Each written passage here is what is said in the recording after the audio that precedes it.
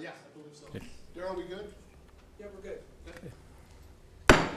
Good afternoon. This is the time for the Legal and Finance Committee meeting at the City of Rapid City, May 28th, 2025. We'll begin with a roll call and determination of quorum. Beaverdorf. Here. Evans. Maher. Here. Roseland. Here. Stroman. Here. We have a quorum. Okay, next is adoption of the agenda. There's a motion by Roseland and a second by Beaverdorf to adopt the agenda. All in favor? All opposed? Motion carries. Next, we're going to general public comment. This is a time for the members of the public to discuss or express concerns to the council on any issue not on the agenda. Action will not be taken at the meeting on any issue not on the agenda, except by placement on the agenda by unanimous vote of the council members present. I have no speaker request forms for general public comment, so I'm going to close general public comment and move on to consent items 1 through 10. And an open public comment on items 1 through 10. Again, having no speaker request forms, I'm going to close public comment on consent items 1 through 10. And I would like the record to show that Councilman Evans has joined us. So we have a full 5 members of the committee here. Next item is approval of the minutes of the May 14th, 2025 meeting. Okay, there's a motion by Beaverdorf and a second by Maher to approve the minutes. All in favor? All opposed? Motion carries. Next, we're going to go to the finance office for consent items 2 through 8 and ask Daniel Ainsley to give us a brief synopsis of items 2 through 8 before we move on to further discussion. Thank you, Mr. Chair. Item number 2 is the annual report for our CDBG program that is filed with HUD each year. It's actually called a CAPER. It outlines all the various programs and projects that CDBG has been very involved in throughout 2024. Item number 3 is our April Treasury and General Fund update. Happy to note that we do have a balance of $222.2 million in current assets. 73% of that is of our liquid assets are invested in a fixed rate instruments, various maturity dates. And also, I think very important for everyone to note is that our healthcare fund once again ended the month above the $4 million mark. It's actually at almost $7 million, which is great to see. And so the mayor actually just sent an email out, I think last week, to all the employees, letting them know that starting in June, the healthcare recovery fee is going to be suspended now that we've reached 4 months in a row above the $4 million mark. And then the next item is our first quarter or March 2025 sales tax report. March was a fantastic month. Our general 2% sales tax was up 9.4% over last year. For the year, we are up over 4%, and our trend is 1.3% higher than we had budgeted. The first quarter is the lowest overall sales tax quarter, and so we can't necessarily say that that's what we would expect for the entire 2025 calendar year. But with that being said, we are off to a very healthy and good start. In the tourism or the BBB tax, that month over month was also up almost 3%. Year over year, we're up 1.5%. And the trend versus budget, we are up 2.2%. The next item is a resolution that would authorize salary adjustments for non-union benefited employees. That would be the annual CPI increase.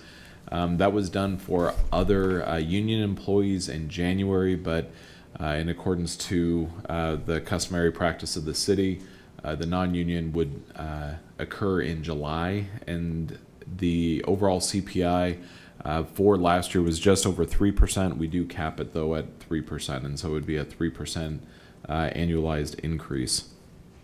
Next is to authorize the signing of the CDBG grant award for this current year. The total amount that the city would receive is $491,823 from HUD. And item number 7 is a surplus resolution that comes from various different departments in our building services. There's an '02 Durango and an '08 Dodge Dakota truck. In solid waste, there's a sweeper, and in stormwater, there's a Bobcat. And then the last item, number 8, is various fees that the staff are requesting to be updated. We usually do this twice a year, once for fees that would be changing in January, another for fees that would be updated in July. The fees schedule here, there's a very limited number of fees that are requested to be adjusted. In the ambulance service, there's some fees that we're requesting to be adjusted so that it more accurately reflects the actual cost of delivering those services. In the fire department, they did review the amount of effort that it takes to complete several different permit reviews, and they're requesting some changes for that, as well as instituting some new fees for training that they do for other sister agencies. In our recreation division, there are some changes to the ice skating facility, including some additional programming and different costs that they have not done in the past. And then also in solid waste, we are looking to institute deposits because there's a large number of individuals that when they move out of a location, we are left with an uncollected balance that ends up being fairly expensive. In the past, we did have a deposit for solid waste. That went away several years ago. We were asking for that to be returned. And then also there's some overall landfill fees that when we looked at other facilities that neighbor ours, we were just trying to ensure that our rates are competitive with some of the other facilities. With that, are there any questions? Thank you. Mr. Evans, did you have some questions, comments? I'm just going to make a resolution. I'm going to make a motion to approve 2 through 4 and 6 through 8, but reserving 5 for some further discussion. Okay, there's a motion by Evans and a second by Bieberdorf to approve 2, 3, 4, 6, 7, and 8. All in favor? Aye. All opposed? Motion carries. We'll go to Bill Evans for discussion on item number 5. Yeah, based upon some phone calls from some other council members, I feel that we need to delay action on this for a bit until we've decided what our budget is actually going to be for the upcoming year, since there's been absolutely no discussion whatsoever. Some people feel, again, a bit blindsided by these things that are important and have impact on what we do, and yet there's been no prior discussion concerning it amongst the council members. So, based upon the way our council rules work, if we table something, it's not like it kills it in the legislature, but we can bring it up off the table at a time, simply by a simple vote, if you read our rules, and discuss it when we feel we've had time to consider this. So I would make a motion to table it for now and bring it up again at a time when people feel it's more appropriate. So do I get a second for that motion? Is there a second? No, If not, then I'll second it. It's not like it's controversial. The motion to table on the floor, there's no discussion on the motion to table, so all in favor of the motion to table, say aye. Aye. Opposed? Motion did not, or motion fails, so it's not being tabled, so then we'll go into more discussion on number 5. Anybody else have anything on number 5? I guess we'll go to the city attorney. Thank you, Mr. Chair. I would just point out that, and obviously the committee can do whatever it wants with the item, but this was budgeted in last year's budget. I believe the 3%. So this has already been budgeted for this year, and this is, again, for this year's cost of living. So, Well, that was going to be part of our questioning, because I was wondering that myself, but I had been requested by some council people to please make a motion to delay it, so they had some input on this, so. Okay, thank you. Go to the finance department. Thank you, Mr. Chair. Yes, I do want to confirm that this was included in the 2025 adopted budget, as were the other changes that were made for union employees as well. Anyone else? I have a question for Daniel. Who are the non-union benefited employees that are affected by this this raise, the salary adjustment upward? Go ahead. Thank you, Mr. Chair. This includes several different employees, pretty much anyone that's a regular employee that is not covered by one of the unions. So that's a lot of salaried employees included in our public safety services, so police, fire, and ambulance, as well as if you look across public works, as well as parks, the attorney's office. Everyone actually, I think in the attorney's office, IT, there's a couple that are in IT, as well as a few that are in finance. It's pretty much anyone that is salaried, as well as some individuals that are still hourly employees but are not covered by one of the unions for various confidential reasons. Okay, and then to follow up on that, what's the cost to the city for this raise or this salary adjustment based on salary adjustment? So. Thank you, Mr. Chair. I'll have to get back to you on that to get the total cost for that. But, okay, so how many employees does it affect? You've told me some departments. Probably 40 to 50. I can get you that number later today. And you don't know, you'll get the cost to us too? Yes, yeah, I can do that. And does this like include directors too? Yes, there would be directors as well as assistant directors, pretty much anyone that's on a salary, as well as hourly employees that are not covered by union agreements. Thank you, Daniel. Mm-hmm. Bill Evans? Next, since I've already spoken once, but. Oh, Kevin, I didn't see you in there, sorry. Go ahead. Well, I just like to give my support for this. I mean, this is a CPI increase. We do it every year. It's in the budget. If we don't do it, we're going to get ourselves into trouble. You know, we have that issue lurking out there with the councilors' salaries. The city council has not had an increase since 2011. So that's 15 years ago. So, and we have an issue there now, and nobody wants to deal with it. So I just want to support this increase of 3%. Thank you. Okay, thank you. We're just going to go to Bill Evans. Well, one of the big topics of conversation is this 3% thing, because the reality is if you're earning $180,000, $200,000 a year, this 3% is really great, but it's a pretty good chunk of change. But if you're down the list and you're earning 35, 40 grand a year as a young officer or somebody just starting out, that can be the difference between getting all your bills paid over the month or not getting them paid. And so I don't know where this percentage increase started happening in business management, but it's obviously very well supported by the people that are making a lot of money because it gives them a gigantic raise. So I'm just going to say that we need to investigate the possibility of giving an across-the-board block of money that raises everybody the same amount. Because I'm telling you, the people at the bottom of the wage scale need it. The people at the top of the wage scale do not. And that's my opposition to giving these kind of percentage raises. Thank you. Okay.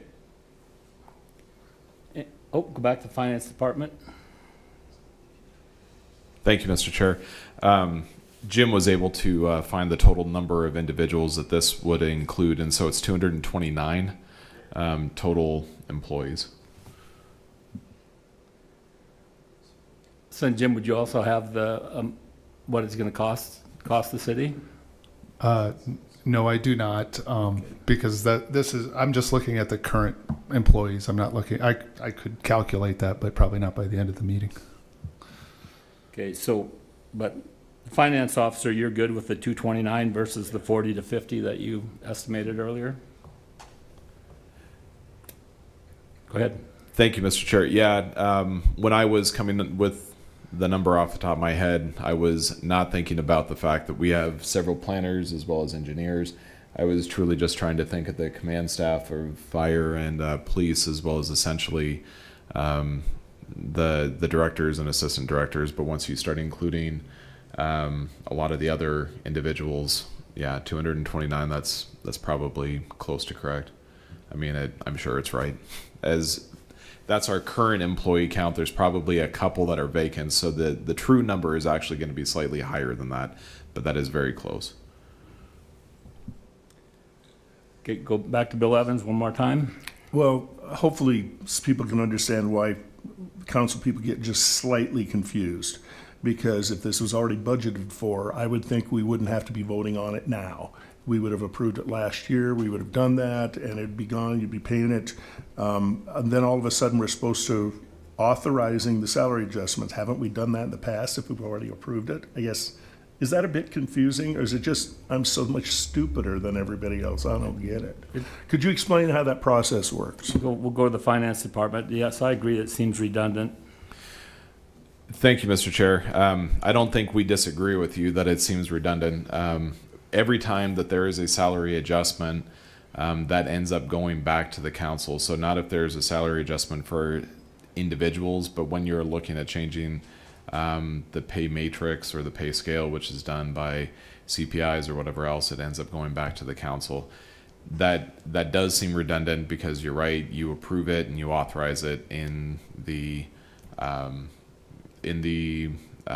annual budget, as well as if you look at the union employees and their individual contracts, and so you already do see it. I'm not going to argue that it's not redundant.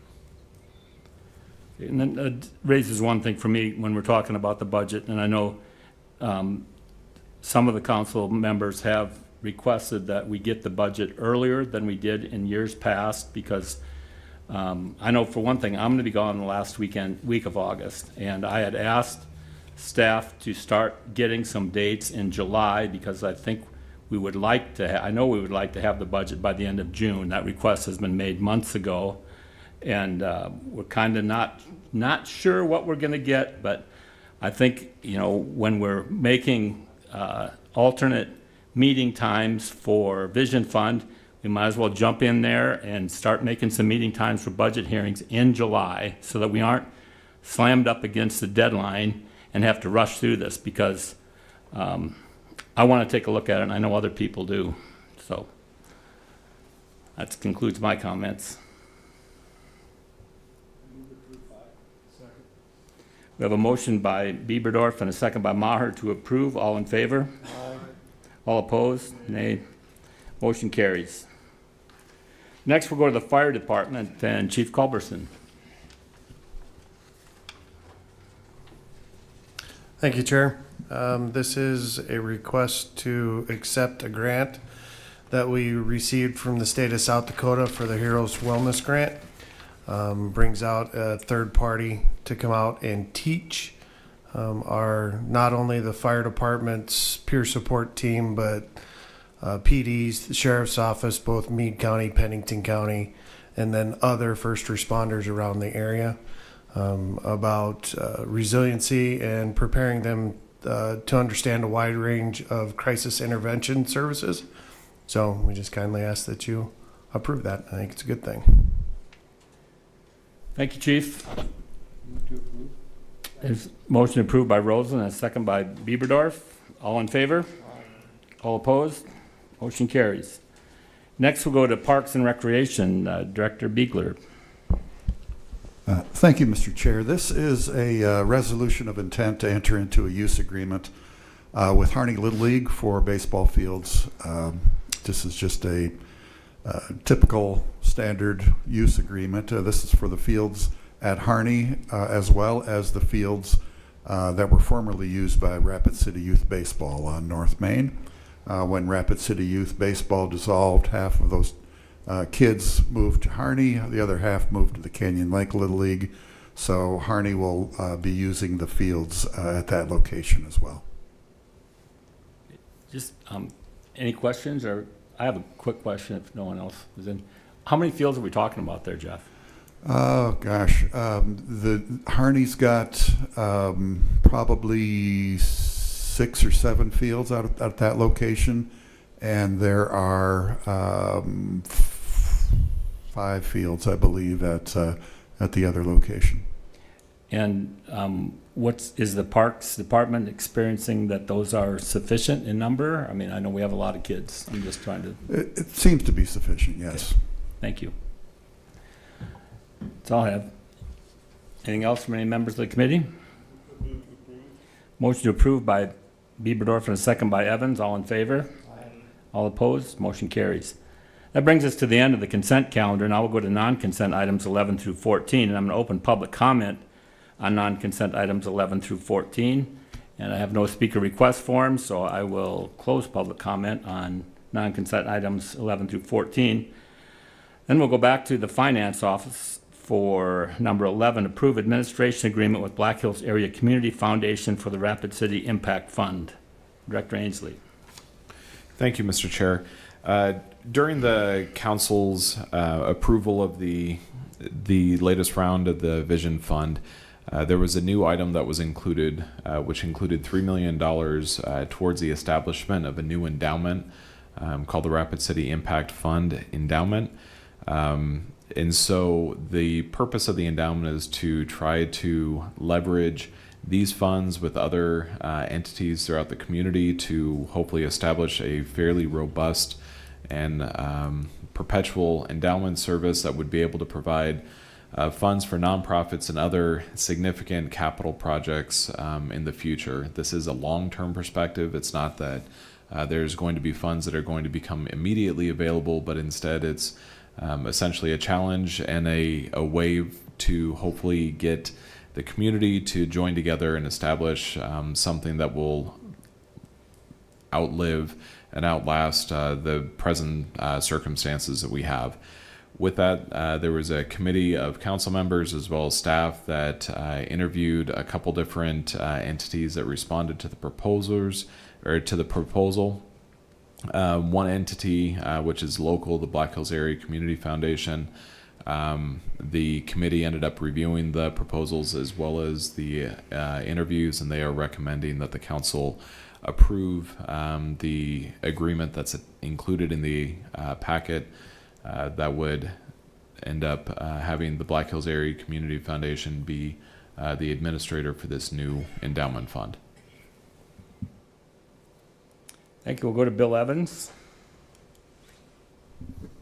Yeah, I have a question and I see some people in the audience that might be able to answer this for me. My only concern is this: I think this is a great idea. It should have been done 100 years ago here in town, and we probably have a lot of money to spend right now. But my question is, who's in charge of the dispersal, going to be voting on what's important or not? Because I know I've worked with, even city employees that, for instance, have never been to a play or a concert, but they might think that, mink line golf carts are a necessity. So that's my question: is how is this is going to be decided that such monies in the future would be spent? And I see a couple people from the foundation out there. Would you guys be willing to answer that? Thank you.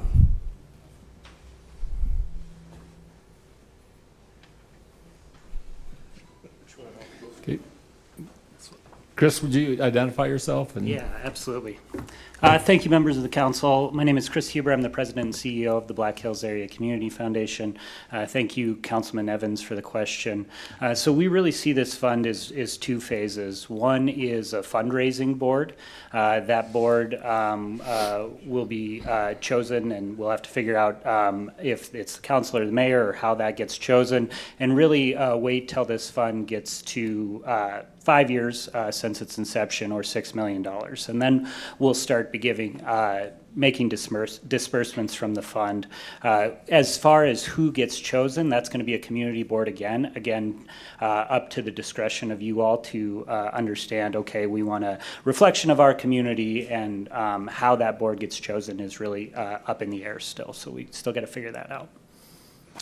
Yeah, thanks, Council. Eric Zimmer, also with the Community Foundation. The only thing I would add, Councilman Evans, is that once we establish this board, the Community Foundation would offer a sort of end-to-end grants process, right? Where there's a letter of interest, grant applications to help that board review all the information, be able to ask questions, and then they would vote, make the recommendation on where the dollars go out, and the Community Foundation would process that, as well as any reporting that the board wants back on how the projects went and all that sort of thing. Make sense? Sure. So basically, the structure's not confirmed yet. It's going to wait for a while. Yeah, that's correct. Yeah, we've got to raise more money still, right? And this new fundraising board will be the entity that raises that money. We'll give them the tools that they need to make asks for community members, for organizations, with, according to the RFP, no disbursements happening for at least 5 years or until the fund gets to $6 million. Go to City Attorney Joel Landine. Thank you, Mr. Chair. I know there's been some preliminary discussions. I think the mayor and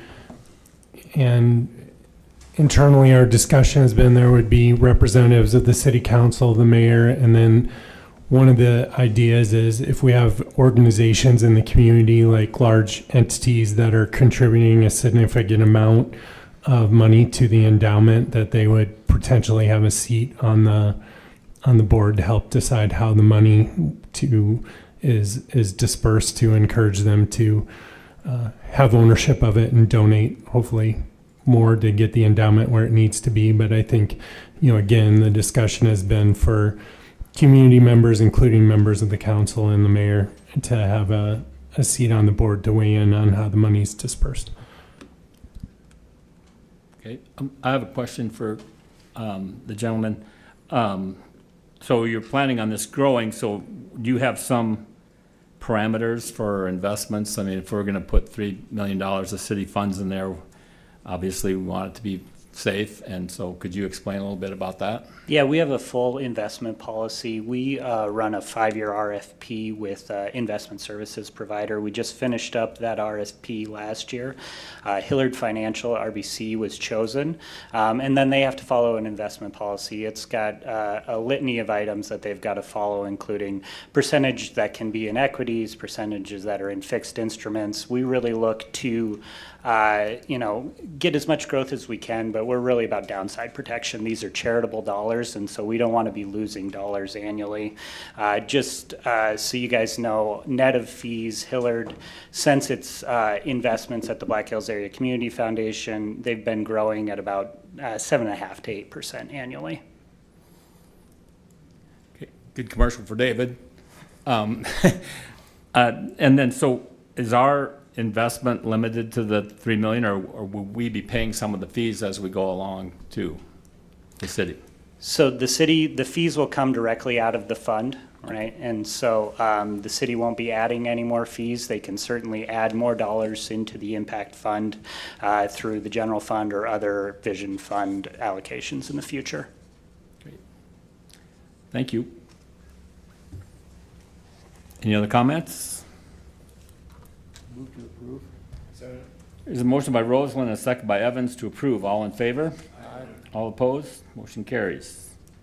Next, we're going to go to the mayor's office for item 12, introduction and first reading of ordinance number 6670, an ordinance to identify the executive cabinet and acknowledge the mayor's ability to administratively determine the supervision and reporting structure of the city's departments and divisions by adding section 2.12.080 of the Rapid City Municipal Code.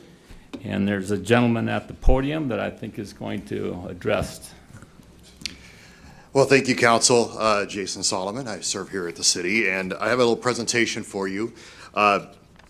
This is something that's not unfamiliar to you. I've both spoken with you individually and as groups about some of these changes, but not all the public or the staff have actually heard many of these proposed changes, and I'm looking to do it in a very open way with you here today. So these are some changes in city government. So I've been mayor since July of 2023, and it is really a privilege and honor to serve this city. We have so many great things going. I hope you realize that this city and the people that work for this city do tremendous work every day. Our park systems, our airports, the way we operate our businesses, how we promote safety and the well-being of this community. how we're removing snow and fixing streets and those sorts of things. And obviously, you know everything that the city does, but it takes a team of dedicated professionals. This morning, I was reminded that our unemployment rate was 1.7%, which is very low in the city of Rapid City. What you should know that a healthy amount is between 3 to 5%. So what that tells you is we are competing for great talent for the city, and I want to make sure that we can promote the best in this city, that we can hire the best and retain the best, and really work in the best interest of the people who live in this city. That is why we're here, and we want to make it even better. And so I want to just give a shout out to all of the dedicated employees. Thank you for what you do. You truly are appreciated. Without you, we don't have a city. And we want to be a great place for people to work. If they are loving their work, it will show in the excellence in their work, and the citizens will notice it as well. So let's see if I can advance this. Oh, there we go. Oh, just a scroll. Oh. All right. First, the mission of the city, as has been established in years past. The city exists to serve Rapid City with integrity and excellence. That word serve is so important that we are all here as public servants. We want to do everything with integrity. So even earlier, we were talking about the salary adjustments, and it seemed redundant. You know, I guess we're a city that overdoes it, you know, and doesn't try to hide it, but that was what I took from that. But we try to do everything with integrity and excellence, meaning doing the best we can. And I think in many ways, our city shines in those aspects, but we certainly have room for improvement. But we have a challenge. As we are going towards that mission as a group, the challenge is this, and frankly, it's going to come down to a statement that was made to me shortly after I was elected mayor by one of our leaders here at the city, and that person said, "Congratulations, you're now the mayor of 12 cities." And it stuck with me, and I've thought about that, and I thought, how do we change that culture? Because what they're talking about is everybody's kind of doing their own individual things, and in some areas they're doing a great job, but in other areas I think there's room for improvement. So the challenge is silos. We've operated in silos as a city. We have various different departments and functions. The city is unlike any other structure here. We're not like the school district where we kind of have one mission and everybody's trying to educate children. But here you have everything from airports to engineers. You have professional certified staff. You have blue collar workers. You have people from all walks of life doing amazing work. But this challenge that we have is silos is a real detriment to our culture. I read this book some years ago called Silos, Politics, and Turf Wars. I included this quote in here I thought really summarized why this is a challenge for us. Silos and the turf wars they enable devastate organizations. They waste resources, kill productivity, and jeopardize the achievement of goals. But beyond all that, they exact a considerable human toll too. They cause frustration, stress, and disillusionment by forcing employees to fight bloody, unwinnable battles with people who should be their teammates. There is perhaps no greater cause of professional anxiety and exacerbation, not to mention turnover, than employees having to fight with people in their own organization. Now, I will say we have made great progress here in the city. I'm not saying that we have all these wars going on, but I will tell you that silos, which is kind of a natural tendency, it's a territorial tendency, it can create inefficiencies in government. That when we're all trying to go our own way in different ways, it is a challenge. You know, when I was elected and the people voted for me to accomplish the goals I set out I was going to do. You know, so for me, a big part of that was I wanted a safer community, a stronger economy, and healthy growth, and I want a smarter government. And when I came on board and I said, okay, well, there's some amazing things that are happening, but there are some challenging aspects to this, and this right here represents, I think, one of our greatest challenges. So what I have embarked upon is researching other communities, researching other governments, having great conversations. We've also really done a deep dive into our own organization to say, how could we work better? I've also had the background of working in larger organizations, in corporate environments, whether in banking or for Fortune 500 military too. I have a unique background.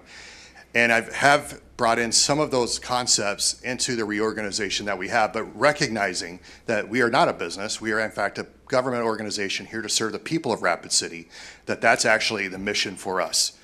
So the way forward, and here's what I'm proposing for us in a way forward, is that we're one city and one team, that we're smarter, that we're stronger, and that we're better.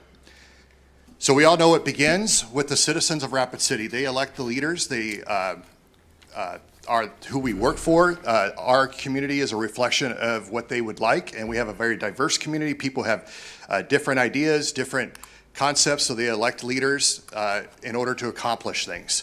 And so the two bodies that they elect are both the city council that you represent, and I spent 6 years on, and the mayor.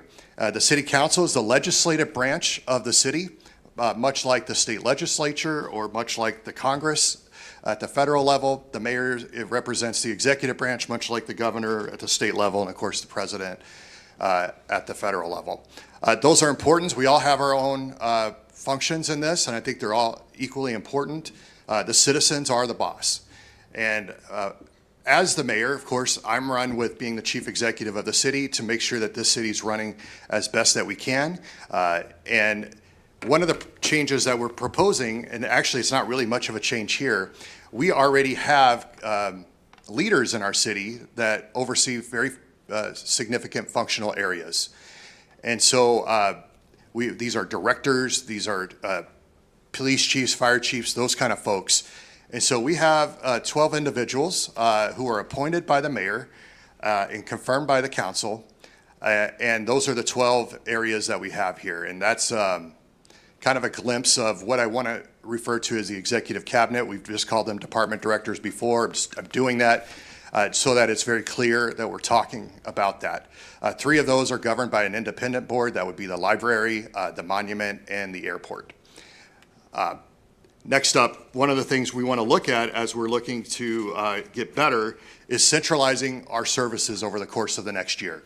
And so this reorganization that I am proposing really looks at several areas that I think that we could do better on. Because when we talk about the silos, what I mean by this is that we've had departments that had their own HR person. We've had departments that have done their own IT work. We've had departments that basically have their own financial aspects or operations. And so what we're trying to do is say, what can we do as a city that are centralized services and allow these distinct areas to specialize in things that only they can do? And so some examples of some of the centralized services we're working on, and these are big lifts, but we want to improve our fleet management, facilities maintenance, landscaping and grounds, equipment maintenance, purchasing, human resources, information technology, financial oversight, engineering, project management, and more. Basically, what we want to do as a city is say, what are the things that can be centralized, that can be shared across all of the departments to better steward the taxpayer money? And that is what this reorganization really seeks to do. The other thing it seeks to do is it expands 2 existing roles as part of the cabinet. One of them is a expansion of duties for the finance director to become the chief finance officer. They would still, of course, oversee finance and community enrichment, but also would oversee information technology and the 3 independent boards of airport, the monument, and the library. And here's some key expectations of a CFO. Provide leadership, innovation, and financial oversight throughout the organization. Help build the one-team culture that we're going for. Minimize waste and maximize impact. Ensure the city's budget, assets, and investments are managed responsibly and with integrity. Explore innovations and strategies to better serve Rapid City and establish performance benchmarks and share results clearly and consistently.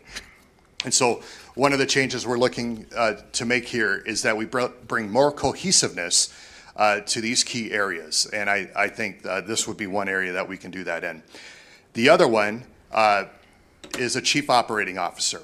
Now what this is shifting our existing public works director and broadening the scope of that to a chief operating officer, because this is one of our greatest areas of potential impact in centralizations. They would oversee engineering services, public utilities, streets, fleet and facilities, community development, parks and recreation, and support services.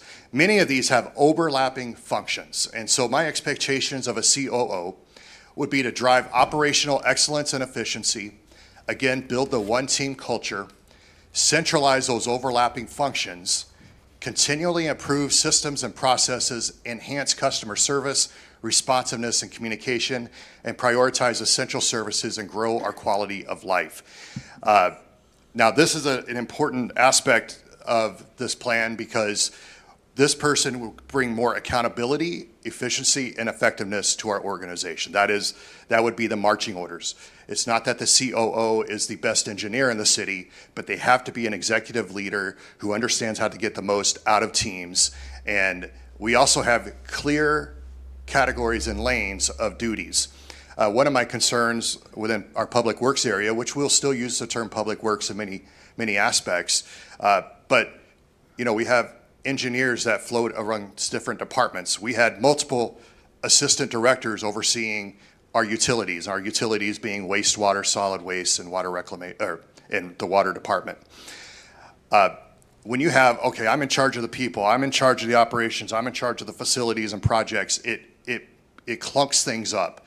So we're looking to simplify that, and we're utilizing existing vacancies to help make this cost neutral, meaning I'm not going to ask you for additional positions to make this happen. In fact, I'm using the existing vacancies that we have in our Public Works Director and our Assistant Public Works Director position in order to make these changes. This is not necessarily how everybody who's going to report to everybody. This is a functional org chart that just says, here's the clear categories that this would oversee. And the reason we're using the term Chief Operating Officer is because it expands beyond Public Works to community development and Parks and Recreation and our support services, our customer service, and those sorts of things. That's important because what I want is that we are working together. So the mechanics in parks can work with the mechanics in our streets departments, and then we can start to have a better, tighter, cohesive maintenance organization. We can work better together in terms of how we're working on engineering and creating a career path for engineers. That's important. These are professional, high-level people. We have some redundancy as I look at each one of these out of necessity. So you'll have, not to pick on the Parks Department, but they have their own trash removal. They have little garbage trucks. And it's too bad that they had to do that some years ago because they felt like they weren't going to get the support from solid waste. But there's no reason why that should happen. They should be operating as one. At the same time, we were hiring people to take care of mowing the lawns and trimming around our city facilities. Well, there's no reason why we shouldn't utilize our Parks and Recreation Department, who takes care of 1,700 acres of green space, to also manage the facilities around, or the lawn care around our facilities. In fact, my Parks and Recreation Director, Jeff Beegler, used to tell me about a dead tree here at City Hall. I'd be like, well, take care of it. Well, it wasn't his job. Well, it will be now. And it is now. By the way, we are starting to work on already integrating some of these things already, as you already know. But that's really the heart behind this, is that we really want to make sure that we're really getting rid of a lot of the redundancy, inefficiencies, and trying to streamline things better. It does take time. It's quite a shift in the way the organization thinks, but I believe it is something different. And I could just sit here and say, let's just keep everything the same, and we'll just work with it. I could do that, but this is me not doing that. This is me working hard, seeking wisdom, asking lots of questions, even having people help and asking your input as well. Your input is reflected in these changes. We've received a lot of input to say, here's a way forward. We also recognize that as we move forward, tweaks will have to be made. We'll find out something doesn't work, or that this should be over there. And so we have to have flexibility and agility in order to best serve the citizens of Rapid City, because that's what it's all about. I didn't sign up for mayor because I was bored. I want to do a great job for this city, and if I see something that needs to be improved, I want to make sure that I at least present ideas for improvement. Can you restrict it to what you're trying to do here instead of and making a campaign speech? I'm almost done. Well, I'm just telling you, I'm sorry, I get a little passionate, Greg. So here's the proposed ordinance changes. Provides clearer structure for effectiveness, efficiency, and accountability. Expands existing finance director role to chief finance officer. It shifts existing public works director to a chief operating officer. It's cost neutral, so it utilizes existing vacancies to make the changes and ensures flexibility to make future changes as needed. It upholds the mayor's appointments and the city council's confirmation of the executive cabinet. It brings consistent financial oversight across both general fund and enterprise fund departments. It takes a major step forward in shifting silo culture into a one-team culture, and it does not settle for the status quo. And with that, I'll take questions. Okay, go to the committee. Any questions from the committee? I have several if no one else wants. What's that? Okay. Yeah, Mayor, you said we've gone over all this stuff before with council. The first time I've seen it was 2:15 Friday afternoon when we got the agenda, and that's 2:15 on a Friday before a Monday holiday. I don't think that's good operations, okay? I think council needs to have more opportunities to review this stuff. The only thing that I've ever heard from you was we had 2 meetings where we had the same organizational chart, a draft, which you wouldn't let us take with us and discuss, but you had your meetings and called us over there on 2 different occasions, and you claimed that it was because some of the council didn't understand what you were doing. Well, this is all new to me. This is the first time I've ever heard anything about a cabinet. And you know, the statute doesn't even allow you to have a cabinet. It says you have appointive officers. Well, we could use that term. It's just a terminology. Well, that's a legal question, and I'm going to have to tell you, I think I know more about the law than you do. So, Okay. You will agree with me that the city council, our city government, can only do what the legislature allows them to do, correct? Because we don't have home rule. Isn't that right? Correct. And so how does this cabinet designation forward the goals of the city, and how does it benefit the taxpayers that they have a new name? Well, all it is for me, at least, is just a way of differentiating. So when we talk about what you call the department directors that lead these functional areas, we've kind of used nomenclature of just department directors or something like that. I was just trying to put a title to it, Greg. Honestly, if you don't want to call them cabinet, that's fine. You can call them officers. But if I could say this, everything that I've talked to you about, the proposals in here, we've talked about both individually and in those meetings. Now, you haven't seen the ordinance. We got the ordinance updated to reflect those conversations that we had, just as you have every ordinance on here. Often, I mean, we talked, for example, with the impact fund. Today was the first day you saw that agreement, or you're voting on that agreement, but we talked about it for a long time, and so you approve it based on the concept. I don't believe this is a new concept at all. I'm not really hung up on whether you call it executive cabinet or not. You can call it whatever you want to. I just wanted to just distinguish it.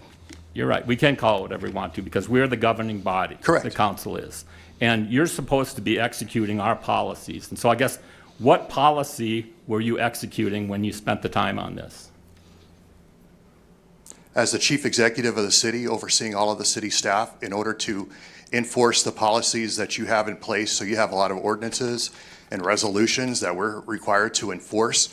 I get to organize the staff in such a way that we make sure that we do that effectively. We don't have a city manager form of government. I have the executive function of that form of government in order to do that. But I actually don't see a conflict here. I don't know why we couldn't work together. You get to set the laws and pass the budgets, and my job to make sure that gets done. And I really would like to work together, Mayor. I've expressed frustration that I don't think that you're working with us. That's my opinion. Other people may think something different. But it seems to me that we're getting things at the last minute. You know, I'm being held off on this budget. We've been asking for the budget, and we keep getting held off. So I don't know if that's possible, because maybe it's because we've been working on having a new organizational chart, which has taken more than 6 months to do. And I don't understand why it takes so long. Well, especially since you had 6 years on the council before that. Oh, because, well, for one, I wanted to do it right. And two, in terms of the budget, just 4 weeks ago, we got our revenue projections. We're working on that hard. It's usually presented in August. We'll present it in July. I think that's something we can work on. We provided more budget information than any other council's ever been given. I think we've been very open and transparent. This information you're saying is the first we've heard of it, Greg, but we sat in my office and talked about this.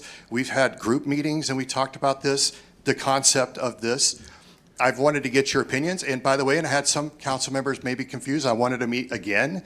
I certainly have been trying, I met with you even before we come to public meetings in order to see what your thoughts are. That's what I thought I was doing. I guess if you would like to see an ordinance before we talk about concepts, maybe that's what you I would think like. that would be worthwhile to have an ordinance before, you know, we're stuck, I mean, we don't have any time to talk between ourselves when we get this stuff, like a Friday before a 3-day weekend and we have a meeting on Wednesday. How are we supposed to talk about this and discuss this stuff? And so the timing of that is just, I mean, it's Which is why I very had frustrating. which is why I had the small group meetings with us, so we could have those But discussions. the small group meetings, Jason, they did not cover this kind of stuff. They just you had a couple of circles You had and people, boxes. I would love to hear if and- others agree with you. Yeah, because and- this was And you wouldn't let us take it with us to discuss it. because I want to get your ideas. It was in a draft form. I didn't want it floating around until it was ready to be presented. But you did hear about it, and that's the truth. I know what I heard. I'm a professional listener, Jason, so. We'll go to Josh Bieberdorf. Thank you. I for one, you've been working with me for months now seeing this, and just concept and vision wise, I think Mr. Stroman makes some points as far as cabinet and some distinctions and things we got to work through. But from a concept and vision standpoint, centralization, silo businesses, we talk about all the time in my business about being siloed. I think it's a huge step in the right direction. There's obviously some tweaks that can happen there. I think we can, and Mayor laid out the plan that we can grow with it as we go. But from a concept and vision standpoint, I think government does this backwards always. We do work in silos, not just a city, but wherever we go. So if we could have some centralization and stop duplication of services, all the stuff that the council always wants, from a fleet manager to somebody taking care of the city facilities to a plant manager, there's so many redundancies. And I think a restructure is in order. And it takes a lot of concept and vision to get this stuff going, let alone to execute it. So I'll speak in favor of this, and I believe that I was well informed.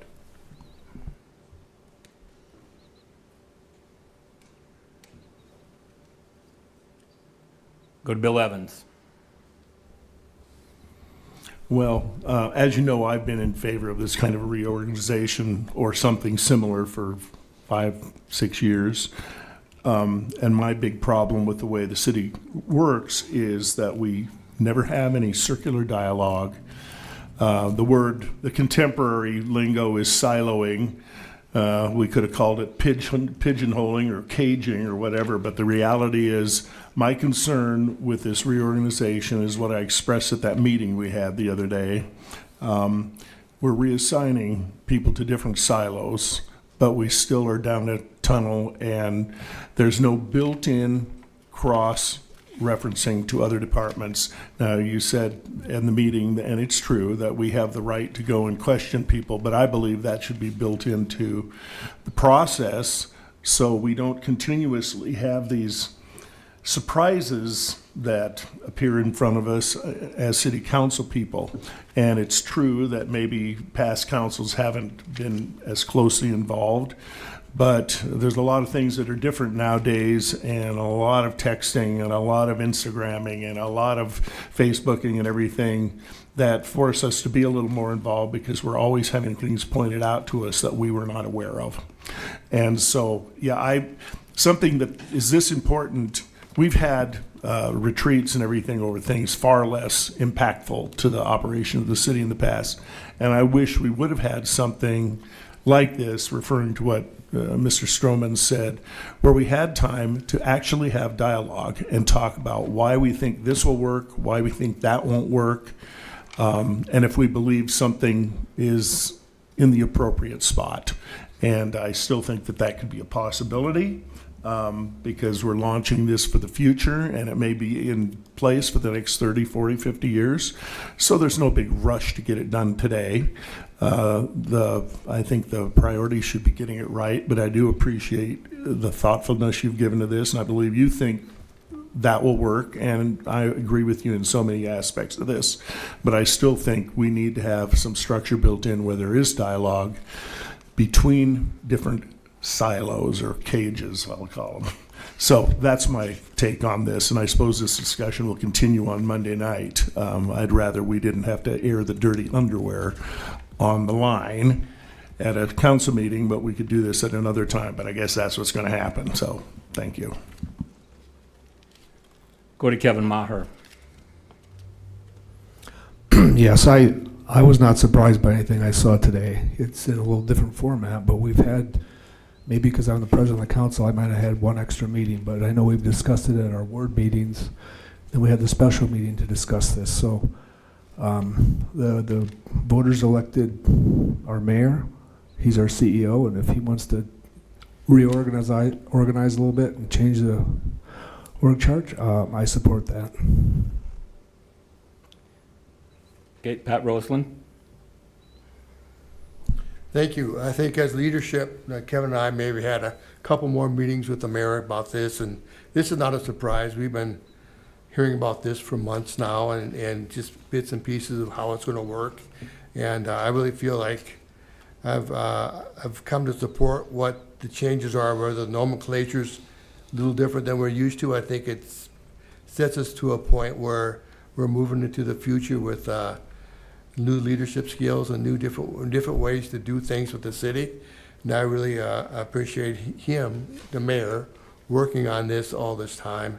And it does take thought, does take time, and you got to check with all the department heads and directors and find out how they feel about it. I'm sure you haven't done that you've done that more than you had to.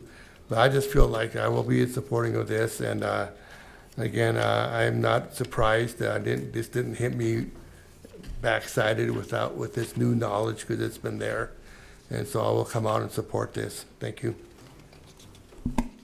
Thank you, Pat. Well, I'm going to make another comment, so just, you haven't been recognized, so. And I will say that there are some inaccuracies in this ordinance. It talks about whereas pursuant to SDCL 9-14-1, the city can designate such officers. 9-14-1's been repealed. So there's a lot of things that we need to go over here. This is not a final product, and it should wait until we have an opportunity to discuss it among council instead of having to do it up here on the dais. So that's what I'm going to say. Is I'm sure there are other things. There's another thing in here that the statute requires at 914.3 that such officers, or if you want to call them cabinet members, I still don't like that, such officers shall be appointed annually or at intervals determined by the governing body. And I talked to you about that we need to have a confirmation, at least at the beginning of every mayoral term, and you objected to that right away. And we need to have accountability. You talk about retention and stuff. I don't know any directors here that haven't been here for a long time. I don't think we have a problem with retention. I think that people say we have a problem with retention, but that's just made up. That's fabrication as far as I'm concerned. So I think there's a lot of work that needs to be done on this. I appreciate that you've made an effort to try to streamline things and make things more efficiently. I'm not convinced that you've accomplished that. I'd like an opportunity to discuss it with my other council people.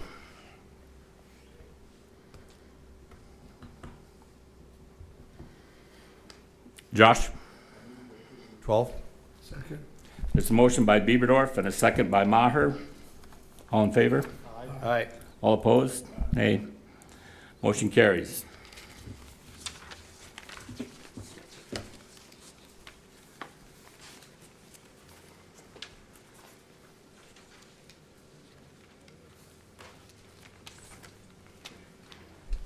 Where's the agenda? Next item is item 13, introduction and first reading of ordinance number 6671, an ordinance amending chapter 2.40 of the Rapid City Municipal Code to rename the finance officer to the chief financial officer and to modify the job duties of the position.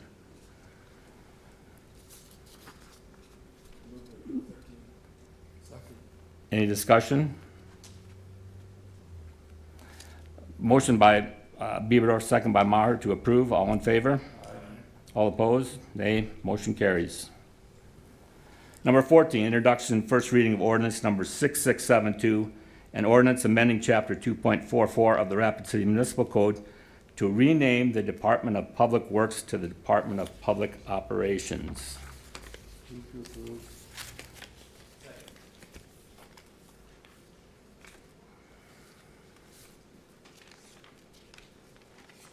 Hold on a second.